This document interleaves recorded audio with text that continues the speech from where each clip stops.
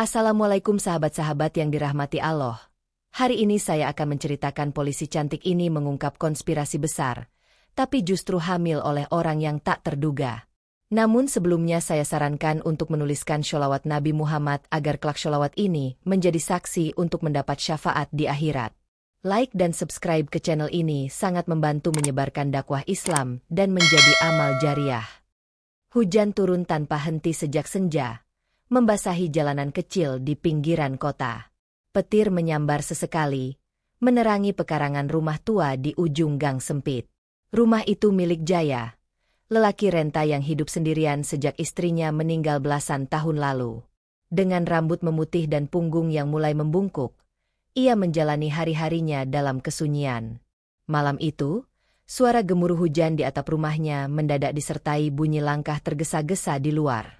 Jaya menoleh ke jendela, samar-samar melihat sosok seseorang berlari tertatih di tengah derasnya hujan. Sosok itu jatuh tersungkur tepat di depan pagar rumahnya. Dengan cepat, Jaya mengambil senter dan bergegas keluar. Di bawah cahaya redup, ia melihat seorang wanita berseragam polisi terkapar. Napasnya tersengal-sengal. Seragamnya basah kuyup.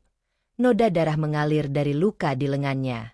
Wajahnya pucat, namun sorot matanya masih menyala penuh kewaspadaan. "Apa yang terjadi, Nak?" Suara Jaya bergetar. Wanita itu mencoba bangkit, namun tubuhnya terlalu lemah. "Tolong, jangan biarkan mereka menemukanku," bisiknya lirih sebelum akhirnya tak sadarkan diri. Jaya tak berpikir panjang. Dengan sisa tenaga yang dimilikinya, ia mengangkat tubuh wanita itu dan membawanya masuk ke dalam rumah. Ia menutup pintu, memastikan tidak ada yang mengikutinya. Di dalam rumah yang remang, Jaya menyalakan lampu minyak dan segera mencari kain bersih. Tangan tuanya gemetar saat mengobati luka wanita itu. Dalam diam, ia bertanya-tanya siapa wanita ini dan apa yang sebenarnya terjadi. Di luar, hujan terus turun deras. Namun di dalam rumah tua itu, sebuah pertemuan yang tak terduga baru saja terjadi. Suara rintik hujan masih terdengar di atap rumah tua itu. Aroma tanah basah bercampur dengan bau obat luka yang baru saja dibalurkan pada lengan wanita berseragam polisi itu. Napasnya mulai teratur, meski matanya belum terbuka. Jaya duduk di kursi reot dekat dipan tempat wanita itu berbaring. Ia memperhatikan wajahnya dalam temaram lampu minyak. Wajah yang masih muda, tapi tampak letih. Ada bekas kotoran di pipinya, mungkin akibat berlari di tengah hujan deras.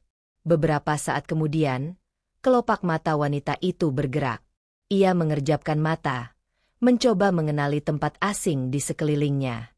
Saat pandangannya bertemu dengan Jaya, tubuhnya menegang seketika. "Di mana aku?" tanyanya dengan suara parau. "Di rumahku," jawab Jaya tenang. "Kau pingsan di depan pagar. Luka di lenganmu sudah kubersihkan."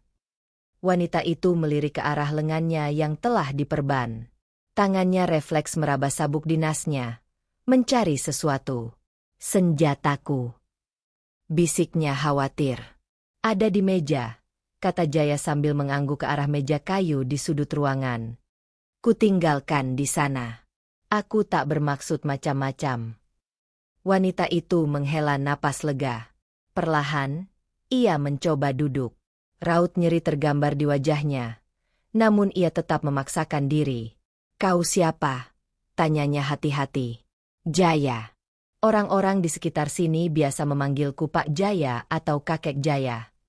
Wanita itu terdiam sesaat, menatap Jaya seakan menilai apakah lelaki tua ini bisa dipercaya. "Laras," katanya akhirnya. "Namaku Laras." Jaya mengangguk. "Laras, kau bisa ceritakan kenapa kau sampai terluka dan berlari sampai ke rumahku?" Laras menggigit bibirnya. Matanya menatap keluar jendela yang masih dihujani air dari langit. "Aku tak bisa," jawabnya lirih. "Itu urusan yang berbahaya." Jaya tak mendesaknya lebih jauh. Ia bukan orang yang suka mencampuri urusan orang lain, apalagi urusan seorang polisi yang tampak tengah dikejar sesuatu. "Baiklah," katanya. "Tapi kau bisa tinggal di sini sampai kau merasa cukup kuat untuk pergi." Laras menatap Jaya dengan penuh ragu. Lelaki tua ini terlihat rapuh, tapi ada sesuatu dalam caranya berbicara yang membuat Laras merasa aman. Di luar, kabut mulai turun, menyelimuti rumah tua itu dalam keheningan. Sementara di dalam, dua jiwa yang berbeda usia dan latar belakang mulai terikat dalam sesuatu yang tak bisa mereka pahami. Angin malam merayap masuk melalui celah jendela kayu yang sudah lapuk. Laras duduk bersandar di dipan, masih mengenakan seragamnya yang basah meski sebagian tubuhnya sudah mulai menghangat. Di sudut ruangan, Jaya menuangkan teh hangat ke dalam cangkir dan meletakkannya di meja kecil di samping Laras. "Minumlah. Kau butuh sesuatu yang hangat," kata Jaya. Laras menatap cangkir itu sejenak sebelum akhirnya mengambilnya. Tangannya masih gemetar saat membawa bibirnya ke tepi cangkir. "Terima kasih," gumamnya pelan. Jaya hanya mengangguk, kemudian menarik kursinya dan duduk kembali di dekat Laras. Cahaya lampu minyak melemparkan bayangan mereka ke dinding, membuat bayang-bayang itu tampak seolah berdansa dalam keheningan. Beberapa menit berlalu dalam diam, hanya diisi suara seruputan teh dan hujan yang mulai mereda di luar. "Kau tinggal sendirian di sini?" tanya Laras akhirnya, mencoba mengalihkan pikirannya dari rasa nyeri di tubuhnya. Jaya menghela napas panjang sebelum menjawab. "Sudah lama. Sejak istriku meninggal, anak-anakku pergi. Mereka sibuk dengan kehidupan mereka sendiri. Rumah ini hanya dihuni oleh aku dan kenangan." Laras menatap wajah tua itu, mencoba membaca emosi di balik sorot matanya yang teduh. "Apa kau kesepian?" Jaya tersenyum tipis. "Kesepian itu bagian dari hidup. Setelah cukup lama, kau hanya belajar untuk berdamai dengannya." Laras menggenggam cangkirnya lebih erat. Kata-kata Jaya terasa terlalu akrab. Ia pun tahu rasanya kesepian. Menjadi polisi berarti hidup dalam kesibukan yang tanpa henti, tanpa benar-benar memiliki seseorang yang menunggu di rumah. "Apa kau selalu menolong orang asing seperti ini?" tanya Laras lagi. Jaya terkekeh pelan. "Aku hanya menolong orang yang jatuh di depan rumahku. Itu mungkin satu-satunya keberuntunganku malam ini." Laras tersenyum tipis. Senyuman yang jarang ia tunjukkan kepada orang lain. Namun, ketenangan itu tak bertahan lama. Tiba-tiba, suara derit lantai kayu terdengar dari luar. Langkah kaki. Laras langsung tegang. Ia meletakkan cangkirnya perlahan. Matanya berubah tajam seperti seorang pemburu. Dengan cepat, ia meraih senjatanya di meja. Jaya ikut menajamkan pendengarannya. Suara langkah kaki itu berhenti di depan rumah. Lalu terdengar ketukan pelan di pintu. Laras langsung berdiri, mengacungkan pistolnya ke arah pintu. Nafasnya tertahan. Apakah mereka sudah menemukannya? Jaya menoleh ke Laras, memberi isyarat untuk tetap diam. Ia lalu bangkit perlahan dan berjalan menuju pintu, berhati-hati agar tak menimbulkan suara. Ketukan itu terdengar lagi. Jaya menelan ludah. Jantungnya berdebar kencang. Ia tak tahu siapa yang ada di luar. Tapi satu hal yang pasti, malam ini belum akan berakhir dengan damai. Jaya berdiri beberapa langkah dari pintu, telinganya menajam, mendengarkan suara hujan yang mulai reda. Ketukan itu terdengar lagi, kali ini lebih pelan, seolah-olah orang di luar tahu bahwa ada seseorang yang tengah mengawasinya dari dalam. Laras tetap membidikkan pistolnya. Tubuhnya tegak namun napasnya memburu. Tangannya sedikit gemetar, bukan karena takut, tetapi karena luka di lengannya masih nyeri. Jaya menarik napas dalam-dalam sebelum bertanya, "Siapa di luar?" Hening. Tak ada jawaban, hanya suara dedaunan yang bergesek tertiup angin. Laras melangkah pelan mendekati Jaya. Suaranya hampir tak terdengar saat berbisik. "Mereka mengikutiku. Mereka pasti sudah tahu aku di sini." Jaya menatapnya. Ada sesuatu di mata Laras, campuran antara ketakutan dan perhitungan. Wanita ini bukan sekadar seorang polisi yang terluka. Ia sedang diburu. Ketukan kembali terdengar. Kali ini lebih kuat. Jaya menelan ludah. Jika orang di luar adalah ancaman bagi Laras, maka itu berarti ancaman bagi dirinya juga. Aku buka pintunya, bisik Jaya. Laras mengangguk, menyiapkan posisi di samping pintu, pistolnya terangkat. Jaya meletakkan tangannya di gagang pintu kayu itu, menarik napas, lalu membukanya perlahan. Di luar, seorang pria berdiri di bawah cahaya lampu temaram beranda. Bajunya basah, wajahnya sebagian tertutup bayangan topinya. "Pak, saya cuma ingin bertanya," katanya dengan suara serak. Jaya tak langsung menjawab. Mata pria itu tampak gelisah, terus menoleh ke kiri dan kanan seakan mencari sesuatu. "Apa yang kau cari?" tanya Jaya akhirnya. Suaranya datar. Pria itu mengangkat wajahnya sedikit. "Saya sedang mencari seseorang. Seorang wanita." Jantung Laras mencelos. Jemarinya menegang di atas pelatuk. "Kenapa kau mencarinya?" tanya Jaya, berusaha tetap tenang. Pria itu menghela napas, lalu berkata dengan nada yang lebih rendah, "Dia polisi dan dia dalam bahaya." Laras terkejut. Ini bukan suara ancaman. Ini suara seseorang yang khawatir. Jaya menatap pria itu lekat-lekat. "Siapa kau sebenarnya?" Pria itu membuka jaketnya sedikit, memperlihatkan lencana yang tergantung di baliknya. "Saya rekannya dan saya datang untuk membantunya." Hening menyelimuti rumah itu. Laras menggigit bibirnya. Pikirannya berputar cepat. Jika pria ini memang rekannya, kenapa ia datang sendirian? Di luar, angin membawa aroma tanah basah. Di dalam rumah, ketegangan belum juga mereda. Laras tetap diam di balik pintu. Jari telunjuknya masih menempel di pelatuk pistol. Ia mengenali pria itu. Namanya Fajar, rekan satu timnya di kepolisian. Namun sesuatu terasa aneh. Kenapa ia datang sendirian? Jika benar ia ingin menolong, kenapa tak membawa bala bantuan? Jaya menatap Fajar lekat-lekat, membaca ekspresi di wajahnya. Lelaki tua itu sudah hidup cukup lama untuk mengenali seseorang yang berkata jujur atau sedang menyembunyikan sesuatu. "Kau bilang dia dalam bahaya," kata Jaya tenang. "Tapi bukankah polisi punya cara lain untuk menemukan rekan mereka selain mengetuk pintu rumah orang tua sepertiku di tengah malam?" Fajar tampak terkejut dengan pertanyaan itu. Ia melirik ke dalam rumah, mencoba mencari sosok Laras. "Laras, jika kau di dalam, kumohon keluarlah," kata Fajar.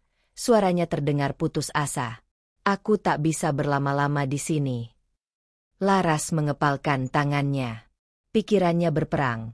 Apakah ini jebakan atau benar-benar pertolongan?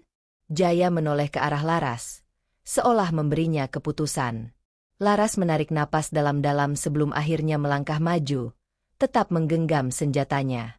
Ketika Laras muncul di ambang pintu, wajah Fajar berubah lega. Tapi hanya sesaat. Ia segera melangkah maju dan berbisik cepat. "Mereka sudah tahu kau ada di sini. Aku hanya bisa mengulur waktu sebelum mereka datang." Laras langsung waspada. Siapa mereka? Fajar melirik ke sekeliling, memastikan tak ada yang menguping. "Tim kita, atau setidaknya orang-orang yang kita anggap sebagai tim kita." Dada Laras terasa sesak. "Kau bercanda."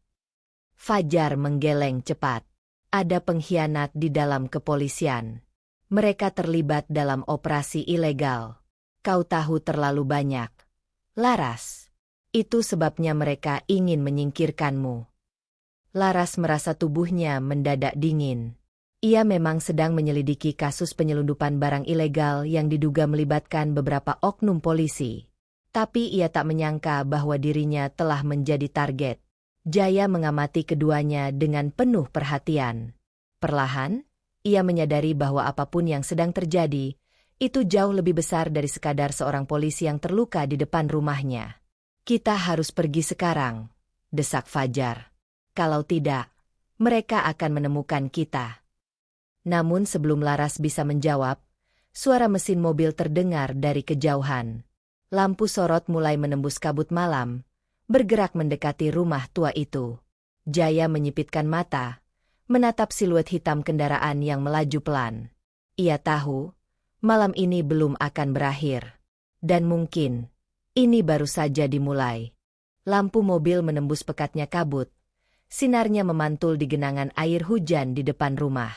Laras langsung bergerak, menutup pintu dengan cepat dan menoleh ke arah Fajar dengan sorot mata penuh curiga. "Seberapa banyak mereka tahu?" bisik Laras tajam. Fajar menelan ludah. Napasnya sedikit memburu. "Cukup untuk tahu kau masih hidup dan bersembunyi di sekitar sini. Aku mencoba memberi informasi palsu tentang keberadaanmu, tapi mereka terlalu cepat." Jaya tak berkata apa-apa.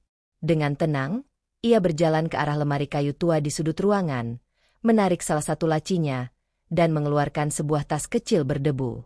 "Kalian tak bisa keluar lewat pintu depan," kata Jaya pelan, matanya tajam meski tubuhnya renta. "Mereka pasti sudah siap mengepung rumah ini." Laras menatapnya curiga. "Bagaimana kau bisa tahu?" Jaya tersenyum tipis. Ini bukan pertama kalinya seseorang datang kemari dengan musuh di belakangnya. Fajar menoleh ke arah jendela, melihat siluet dua orang pria keluar dari mobil hitam itu. Mereka mengenakan jas gelap, bukan seragam polisi. "Ini buruk," gumamnya. "Mereka bukan hanya polisi korup. Mereka orang-orang yang dikirim untuk menghabisimu." Laras mengepalkan tinjunya. Ia bisa merasakan dinginnya pelatuk senjatanya di ujung jari, tapi ia tahu menembak bukanlah solusi. Mereka kalah jumlah dan jebakan ini sudah terlalu matang untuk dihadapi secara langsung.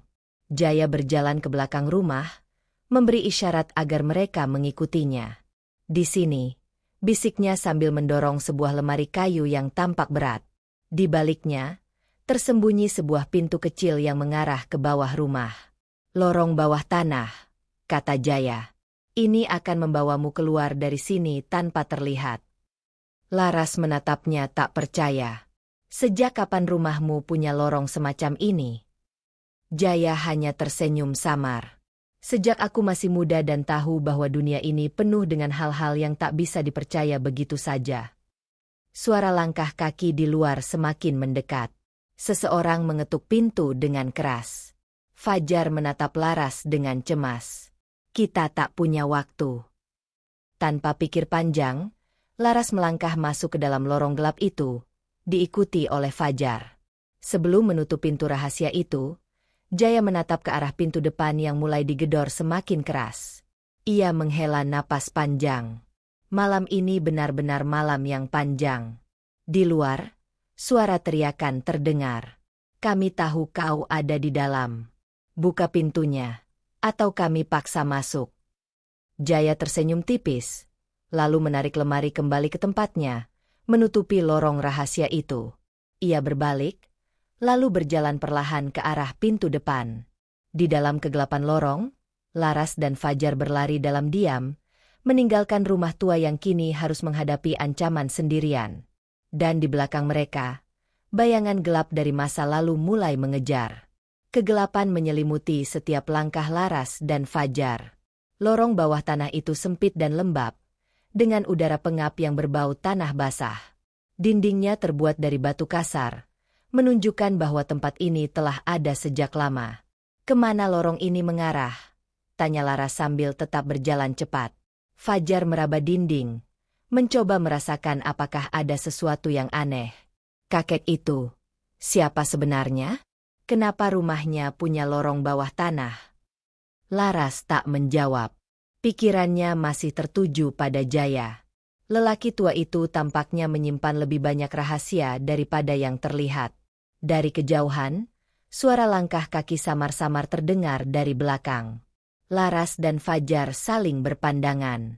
"Mereka tahu kita ada di sini," bisik Fajar. Tanpa ragu, mereka mempercepat langkah. Di depan, lorong bercabang menjadi dua. Tanpa petunjuk, mereka harus mengambil keputusan dalam hitungan detik. "Kiri atau kanan?" bisik Fajar cepat. Laras merapatkan bibirnya. Ia menutup matanya sejenak, mengandalkan instingnya.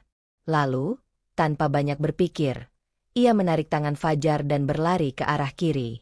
Lorong itu semakin menurun, membuat mereka sedikit terpeleset di tanah yang licin.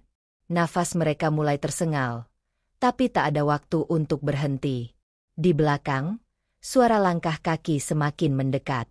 Fajar menoleh ke belakang dengan cemas. Mereka cepat. Kita harus melakukan sesuatu. Tiba-tiba, di depan mereka, lorong itu berakhir di sebuah dinding batu. Buntu. Laras memukul dinding dengan frustrasi. Sial. Fajar meraba-raba batu itu, berharap ada celah atau pintu tersembunyi seperti yang ada di rumah Jaya. Tak mungkin ini jalan buntu, gumamnya panik. Laras menoleh ke belakang. Cahaya samar mulai terlihat di lorong. Pengejar mereka semakin dekat. Dalam keputusasaan, Laras menekan bagian dinding yang tampak lebih menonjol. Sebuah suara lirih terdengar, seperti mekanisme tua yang bergerak. Dinding itu tiba-tiba bergetar, lalu bergeser sedikit, memperlihatkan celah sempit di baliknya. Masuk, desis Laras. Tanpa berpikir panjang, mereka merayap masuk ke dalam celah itu, menutupnya kembali dari dalam tepat sebelum suara langkah kaki tiba di ujung lorong. Dalam kegelapan, mereka menahan napas, mendengar suara orang-orang di luar yang berhenti di jalan buntu. Sialan. Mereka tak mungkin menghilang begitu saja. Periksa lagi. Mereka pasti masih di sekitar sini. Laras dan Fajar saling menatap dalam gelap. Mereka mungkin selamat untuk sementara, tapi satu hal yang pasti, mereka belum keluar dari bahaya. Dan Jaya, apakah lelaki tua itu masih hidup? Di balik batu yang mereka sembunyikan, rahasia yang lebih besar mungkin sedang menunggu. Laras dan Fajar masih menahan napas di dalam celah sempit itu.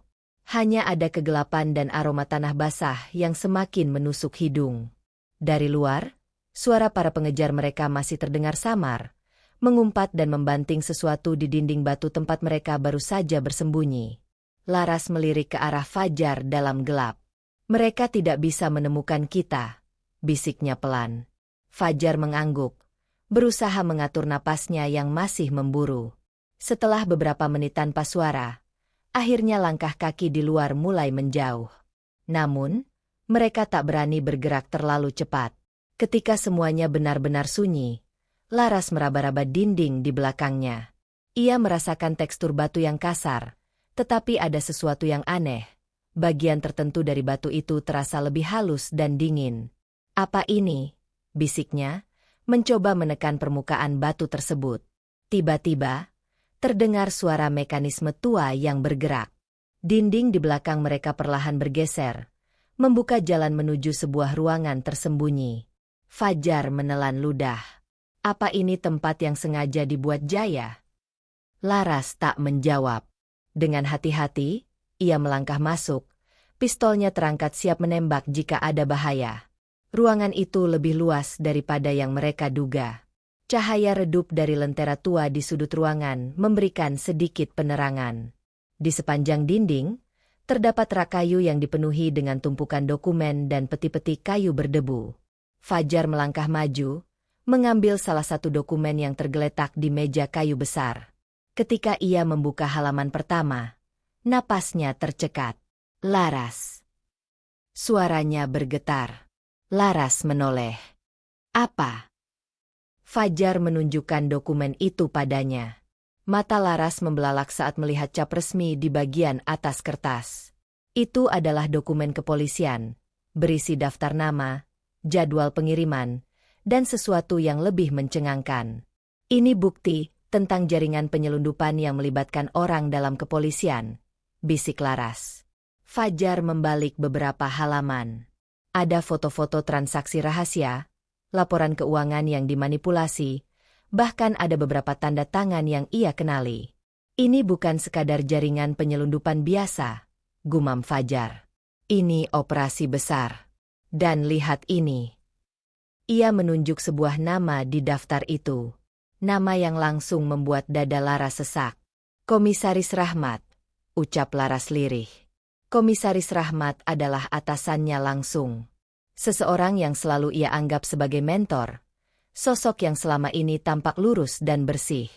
Jadi ini sebabnya aku diincar, bisik Laras, tangannya mengepal. Aku hampir membongkar ini tanpa sadar, dan mereka tak bisa membiarkanku hidup. Fajar menarik napas dalam-dalam. Ini bisa menghancurkan mereka semua. Laras. Tapi kita harus keluar dari sini dulu. Laras mengangguk. Kita tak bisa membawa semua dokumen ini. Ambil yang terpenting. Kita harus segera pergi sebelum mereka kembali. Mereka dengan cepat mengumpulkan beberapa dokumen yang paling mencurigakan dan memasukkannya ke dalam tas. Namun, sebelum mereka sempat bergerak lebih jauh, sesuatu di sudut ruangan menarik perhatian Laras. Sebuah peti kayu, berbeda dari yang lain. Peti itu terkunci dengan rantai, tetapi ada sebuah simbol aneh yang terukir di permukaannya. Apa ini? Gumamnya, mendekati peti tersebut. Fajar menatapnya dengan waspada. Jangan sembarangan membuka. Bisa saja itu sesuatu yang berbahaya. Namun, sebelum mereka bisa memutuskan apa yang harus dilakukan, suara di luar ruangan terdengar lagi. Langkah kaki. Dan kali ini, suara itu semakin dekat. Langkah kaki di luar semakin jelas, menggema di dalam lorong sempit. Laras dan Fajar saling berpandangan. Jantung mereka berpacu cepat. Tempat ini sudah tidak aman, bisik Fajar. Tangannya erat menggenggam pistolnya. Laras menoleh ke arah pintu batu tempat mereka masuk tadi. Tidak ada jalan keluar lain kecuali kembali ke lorong, atau mencari sesuatu di ruangan ini. Tiba-tiba, suara berderit terdengar. Seseorang sedang berusaha membuka jalan masuk ke ruangan ini. Laras bergerak cepat, merunduk di balik salah satu rak kayu yang dipenuhi dokumen. Fajar mengikuti, menahan napas. Celah sempit di dinding mulai terbuka perlahan. Sebuah cahaya putih menyorot masuk ke dalam ruangan, menandakan ada seseorang yang memegang senter. Laras mengintip dari celah rak. Sosok yang muncul dari balik pintu itu bukanlah polisi biasa. Pria tinggi dengan jas hitam dan wajah tanpa ekspresi itu melangkah masuk dengan santai. Tangannya menggenggam pistol berperedam. Matanya menyapu ruangan dengan dingin. Dia bukan polisi, bisik Fajar hampir tanpa suara. Laras mengangguk pelan. Instingnya mengatakan bahwa pria ini lebih berbahaya daripada siapapun yang pernah ia hadapi. Pria itu melangkah lebih dalam, menyusuri ruangan. Ia tampaknya mencari sesuatu, atau seseorang. Fajar perlahan mengangkat senjatanya, bersiap menembak jika pria itu menemukan mereka. Namun sebelum ia sempat menarik pelatuk, sesuatu di sudut ruangan menarik perhatian pria itu. Peti kayu yang terkunci rantai. Pria itu berjalan ke arahnya, mengelus simbol aneh di permukaan kayu. Kemudian, dengan gerakan cepat, ia mengeluarkan sebuah kunci kecil dari saku jasnya dan memasukkannya ke dalam gembok rantai. Klik. Gembok terbuka. Laras merasakan detak jantungnya meningkat. Apapun yang ada di dalam peti itu, pria ini jelas sangat menginginkannya. Ketika pria itu mulai membuka tutup peti, Laras tahu ia harus bertindak sekarang. Dengan gerakan cepat, ia bangkit dari tempat persembunyian dan mengarahkan pistolnya langsung ke kepala pria itu. Berhenti. Pria itu membeku. Tapi bukan karena terkejut, melainkan karena sesuatu yang lebih mengerikan. Senyuman tipis muncul di wajahnya. Kau akhirnya keluar juga, katanya dengan nada rendah dan tenang. Laras tak mengendurkan genggaman pistolnya. Angkat tangan. Sekarang. Pria itu tak bergerak. Matanya tajam, seperti sedang membaca setiap gerakan Laras. Kau tak tahu apa yang kau hadapi, nak, katanya, masih tersenyum. Sebaiknya kau tidak membuka peti ini.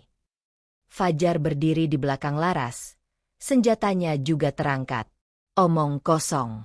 Kami tahu peti ini berisi sesuatu yang penting. Itulah sebabnya kau di sini. Pria itu hanya menghela napas. Kalau begitu, kenapa tidak kau buka sendiri dan lihat? Laras menggertakkan giginya. Ada sesuatu dalam nada bicara pria itu yang membuatnya ragu.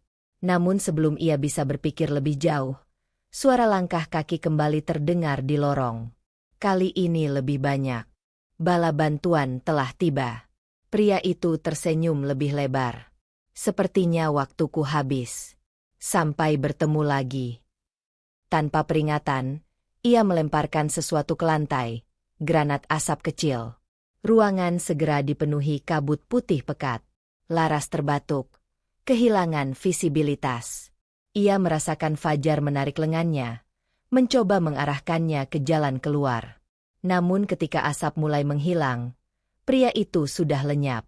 Dan peti itu kini terbuka sedikit. Laras menelan ludah. Di dalamnya ada sesuatu yang tak pernah ia duga sebelumnya.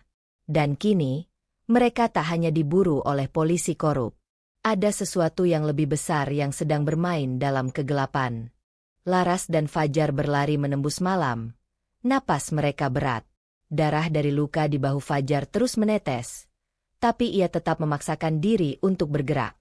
Mereka menyusuri ganggang sempit, berusaha menghindari kejaran Komisaris Rahmat dan anak buahnya. Namun, Laras tahu mereka tak bisa terus berlari. Mereka butuh tempat berlindung. Ada satu orang yang bisa membantu kita, kata Laras di tengah napasnya yang tersengal. Fajar menatapnya. Siapa? Laras menggigit bibirnya. Jawaban itu terasa gila, tapi ia tahu tak ada pilihan lain. Pak Hadi. Fajar terdiam sejenak. Kakek tua itu. Laras mengangguk. Dia tahu banyak hal. Dan aku yakin dia bisa menjelaskan kenapa kota ini begitu penting. Mereka akhirnya memutuskan pergi ke rumah Pak Hadi.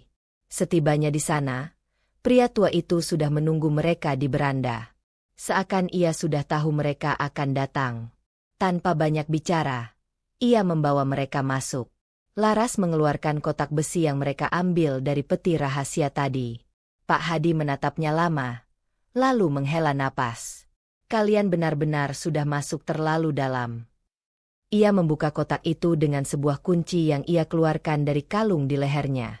Ketika tutupnya terbuka, Laras dan Fajar terkejut melihat isinya. Di dalamnya ada sebuah dokumen rahasia yang menghubungkan banyak pejabat tinggi dengan kasus korupsi dan perdagangan manusia. Termasuk nama Komisaris Rahmat. Kalian harus pergi dari kota ini, kata Pak Hadi. Jika mereka tahu kalian masih hidup dan membawa bukti ini, mereka tak akan berhenti mengejar. Laras menggenggam dokumen itu erat. Ia sadar, ini bukan hanya tentang dirinya lagi. Malam itu, mereka merencanakan pelarian. Pak Hadi memberi mereka identitas palsu dan sebuah rencana. Aku akan mengurus sisanya, kata pria tua itu. Laras menatapnya ragu. Kenapa Anda melakukan ini untuk kami? Pak Hadi tersenyum tipis. Karena aku dulu seperti kalian. Dan aku pernah kehilangan seseorang karena kasus seperti ini. Ada kesedihan dalam matanya. Tapi ia tak mengatakan lebih banyak. Laras dan Fajar akhirnya meninggalkan kota itu dengan sebuah mobil yang telah disiapkan. Di belakang, mereka meninggalkan segalanya. Masa lalu, karir, dan kehidupan lama mereka. 3 tahun berlalu. Di sebuah kota kecil yang jauh dari hiruk-pikuk, Laras menjalani kehidupan baru. Ia sekarang bekerja sebagai guru kecil di sebuah sekolah desa. Tak ada yang tahu masa lalunya sebagai polisi. Dan di sisinya, ada Pak Hadi. Pria tua itu tetap bersamanya. Mereka kini hidup berdampingan, bukan sebagai sekadar sekutu dalam pelarian, tetapi sebagai pasangan suami istri. Di pangkuannya, seorang bayi kecil tertidur pulas. Anak mereka. Laras menatap wajah bayi itu dengan lembut. Dalam hidupnya yang penuh kekacauan, akhirnya ia menemukan ketenangan. Masa lalu mungkin masih membayangi, tapi ia tak takut lagi. Karena kini, ia memiliki keluarga yang baru. Dan untuk pertama kalinya dalam hidupnya, ia merasa aman. Kisah ini mengajarkan bahwa kebenaran mungkin sulit, tetapi selalu layak untuk diperjuangkan. Laras dan Fajar menghadapi pengkhianatan, kejaran, dan bahaya demi mengungkap rahasia besar. Namun, di akhir perjalanan, mereka menemukan arti keluarga, perlindungan, dan kehidupan yang lebih baik. Sebagaimana firman Allah dalam Al-Quran, Surat Al-Isra ayat 81. Dan katakanlah, yang benar telah datang dan yang batil telah lenyap. Sesungguhnya yang batil itu pasti lenyap. Quran Surat Al-Isra 81. Setiap kegelapan pasti akan sirna ketika cahaya kebenaran muncul. Begitu pula dengan kehidupan, selalu ada jalan bagi mereka yang berani menghadapi ketidakadilan dan memilih untuk hidup dalam kebaikan. Cerita ini adalah fiktif yang dibuat seolah nyata agar bisa diambil hikmahnya. Tidak ada maksud untuk menyinggung pihak manapun. Terima kasih sudah menyimak cerita ini sampai akhir. Jika kalian suka dengan ceritanya, jangan lupa like, komentar, dan subscribe. Tulis pendapat kalian di kolom komentar. Cerita apa lagi yang ingin kalian dengar selanjutnya? Sampai jumpa di cerita berikutnya. Wajah tersenyum dengan mata bahagia.